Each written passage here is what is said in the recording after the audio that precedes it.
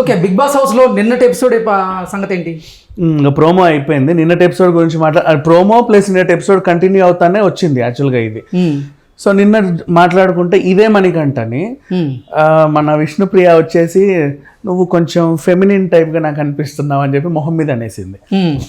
బేసిక్గా ఎవరైనా సరే ఒక అబ్బాయి దగ్గరికి వెళ్ళి నువ్వు కొంచెం ఆడంగిలా కనబడుతున్నావు అంటే ఎవరు కూడా ఒప్పుకోరు, తీసుకోరు కూడా బేసికల్లీ. అంటే వాళ్ళకి వ్యక్తిగతంగా అలా ఉన్నా వాళ్ళు తీసుకోలేరు. ఓకే, విష్ణుప్రియ ఎందుకు అలా అనింది అంటే యాక్చువల్గా తను నిన్న వేసుకున్న డ్రెస్ ఒకసారి విష్ణుప్రియ వేసుకుంది, సేమ్ అది వెస్ట్ సైడ్ లో దొరుకుద్ది. ప్యారలల్ ప్యాంట్ అంటే ఇప్పుడు జూడియోలో కూడా అవైలబుల్ లో ఉంది. ఇట్లా కింద బెల్ బాటమ్ లాగా వచ్చే ప్యాంట్ అండ్ ఇక్కడ ఓవర్ నెక్ వచ్చే తన టాప్ ఏదైతే ఉందో hoodie type of T shirt, same dress Vishnupriya వేసుకుంది గతంలో ఒకసారి. ఆమెకి ఆ డ్రెస్ చూడగానే అనిపించింది, చాలా మందికి తెలియదు లైవ్. ఈ మధ్య కాలంలో జెంట్స్ వేసుకునే ప్రతి డ్రెస్ కూడా కొంతమంది అమ్మాయిలు వేసుకుంటున్నారు. అమ్మాయిలు వేసుకునేవి కూడా జెంట్స్ వేసుకుంటారు. ఇప్పుడు నేను కూడా పూల ప్యాంట్లు వేసుకుంటా, పెద్ద విషయం ఏం కాదు, ఎవరి ఇష్టం వాళ్ళదే. బట్ ఏమో తనకేమనిపించిందో, అఫ్ కోర్స్ ఆమె అనడం కూడా తప్పే, కానీ ఆమె తప్పుగా అనాలని మాత్రం వాళ్ళ అనలా. ఆ ఉద్దేశంతో అనలా, తప్పుడు ఉద్దేశంతో అనలా. అంటే సున్నితంగా ఉన్నావు, నువ్వు మృదు స్వభావి అని చెప్పేలాగా తనకి ఏ పదం వాడాలో అర్థం కాక కొంచెం ఫెమినైన్ అని వాడింది. విష్ణుప్రియ ఏంటంటే ఫెమినైన్, ఫీమేల్ అయినప్పటికీ ఫెమినైన్ లాగా ఉండదు, కరాఖండిగా ఉంటది, కట్టే కొట్టే తెచ్చేలాగా.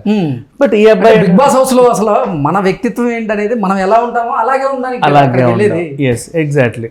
సో తను నచ్చినట్టు తను ఉన్నాడు. ఈ అమ్మాయి ఫెమినిన్ అంటే చాలా షో చేశాడు దానికి, నన్ను అలా అంటారా ఇలా అంటారా, నాకు మాత్రం పెళ్ళి అవ్వలేదా, నాకు మాత్రం పిల్లలు పుట్టలేదా, ఎందుకు ఈ అమ్మాయి నన్ను ఫెమినిన్ అనింది అని చెప్పేసి చాలా గోడ చేశాడు.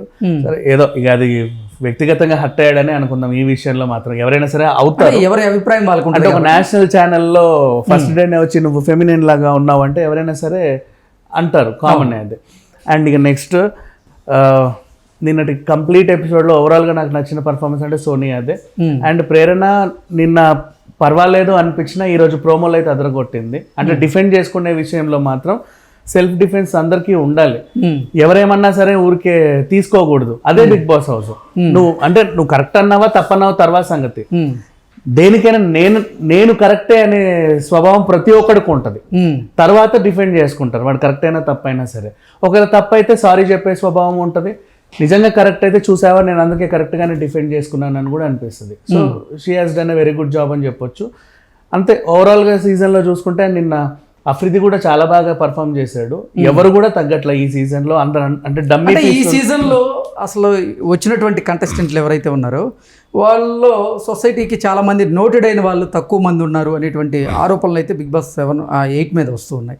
అంటే బిగ్ బాస్ 7 ఏమో ఉల్టా పుల్టా అంటూ ఒకదైన శైలిలో తీసుకువెళ్ళిపోయారు. ఇప్పుడు బిగ్ బాస్ 8 వచ్చేసి అది ఇన్ఫినిటీ సింబల్లో ఇక్కడ అన్ని షాక్లే అన్నట్లుగా అట్లా తీసుకెళ్తూ ఉన్నారు. ఏంటి బిగ్ బాస్ 8 సక్సెస్ అయ్యింది? సక్సెస్ అవుతుంది. ఎందుకు చెప్పనా, మనకి ఇంతకుముందు ఫస్ట్ ఎపిసోడ్ గురించి అందుకే పోలుస్తున్నా, అందరు నోటెడ్ కంటెస్టెంట్లే, ఎవరి ఫాలోవర్స్ వాళ్ళకుంటే, పైగా మనకు కూడా అందరూ ఇష్టమే. ఇక్కడ ఎవరంటూ వాళ్ళు సెల్ఫ్ ఫాలోవర్స్ తీసుకొచ్చి ఇక్కడికి వచ్చారు అందరికీ తెలియదు. ఇప్పుడు మన రామ్ గోపాల్ వర్మ వచ్చి ఈ అమ్మాయి అని చెప్పేంత వరకు ఆమె కూడా అంటే ఆమె సొసైటీలో 10 మందికి తెలుసు. కానీ అంటే ప్రతి సీజన్ మనం గమనిస్తే బిగ్ బాస్ హౌస్లో వెళ్ళే కంటెస్టెంట్లో సింగర్స్ అని, లేకపోతే మ్యూజిక్ డైరెక్టర్, లేకపోతే అంటే కొన్ని శాఖలకు సంబంధించిన వాళ్ళు వచ్చేవాళ్ళు. మరి ఈసారి ఎందుకు సింగర్స్ నుంచి ఎవరు రాలేదు? ఇక సింగర్ డ్యూటీ బేబక్క తీసుకున్నట్టు అనుకోవచ్చు. కాకపోతే అమ్మో ఆమె పాడితే ఒక రకంగానే ఉంది.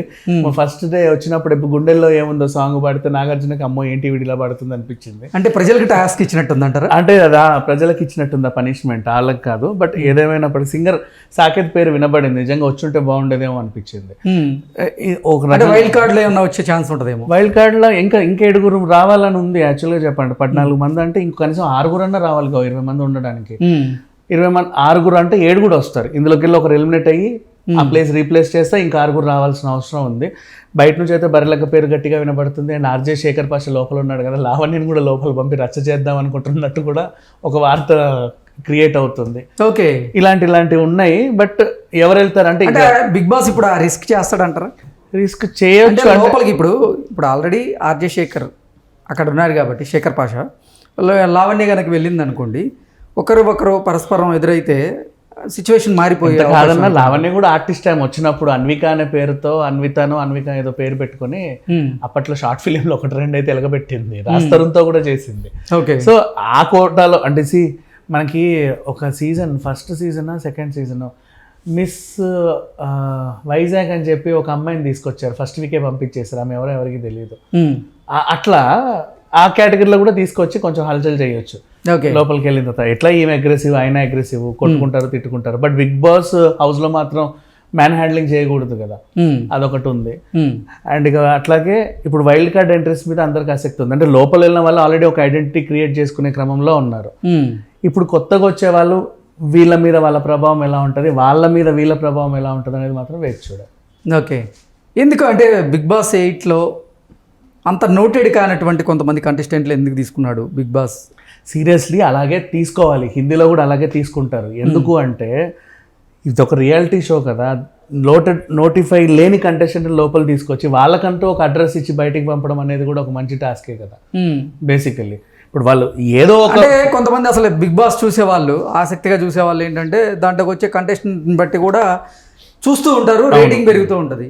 కానీ కంటెస్టెంట్లు ఈసారి నోటిఫై కాని కంటెస్టెంట్ కనుక వస్తే ఆ రేటింగ్ అనేది కొంచెం డౌన్ అయ్యే పరిస్థితి ఉంటుంది కదా. యూట్యూబ్లోనో ఇన్స్టాలోనో ఇంకెక్కడోనో ఏదో రకంగా ఫేమ్ అయితేనే ఇక్కడ తీసుకుంటారు.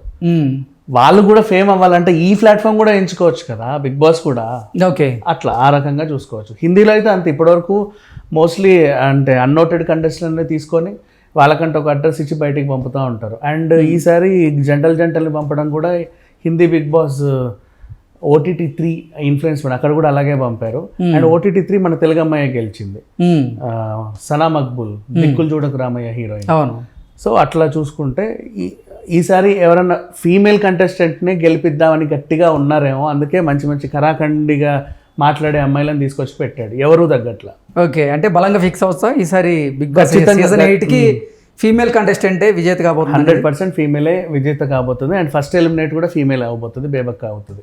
ఏ కేటగిరీ అంటే మనము ఫస్ట్ టైం హేమ వచ్చినప్పుడు హేమ గారు వచ్చారంటే ఇంక అంతేలే, బాగా వండుద్ది, బాగా మాట్లాడుద్ది, బాగా పోట్లాడుద్ది, ఫస్ట్ వీక్ వెళ్ళిపోయింది అంటే పంపించేశారు. నెక్స్ట్ జ్యోతి, పెళ్ళామూరు వెళ్తే జ్యోతి, వీడు వచ్చిందంటే ఇంకా రఫ్ ఆడిచ్చేస్తుంది అందరూ నన్ను, ఫస్ట్ వీక్ వెళ్ళిపోయింది. అంతే ఇదిగా అభినయశ్రీ, అభినయ మంచి డాన్సర్, మంచి సింగర్, మంచి యాక్టర్, అండ్ ఉన్నట్టు మాట్లాడే వ్యక్తి, స్పోర్ట్స్గా కూడా తను మంచి ఫిట్. సో తను ఏదన్నా చేస్తుంది అనుకుంటే ఆమెను కూడా ఫస్ట్ వీక్ పంపారు. సో ఈ రకంగా చూస్తే బేబక్క మరి ఎందుకు వచ్చిందో తెలియదు మొత్తానికి అయితే, బట్ సరిగా ఆడట్లా. అంటే ఆమెని ఈ కేటగిరీలో ఈమెను పంపాలని రూల్ ఏం లేదు, ఈమె కూడా సరిగా ఆడట్లా. కూర్చోమంటే కూర్చుంటుంది, లేమంటే లేస్తుంది, అంతే, అంతమించి ఇంకేమీ చేయట్లే ఆవిడ. సరిగా ఆడట్లా. అంటే ఆమెని ఈ కేటగిరీలో ఈమెను పంపాలని రూల్ ఏం లేదు, ఈమె కూడా సరిగా ఆడట్లా. కూర్చోమంటే కూర్చుంటుంది, లేమంటే లేస్తుంది, అంతే, అంతమించి ఇంకేమీ చేయట్లే ఆవిడ. Okay. Okay, thank you so much. Thank you.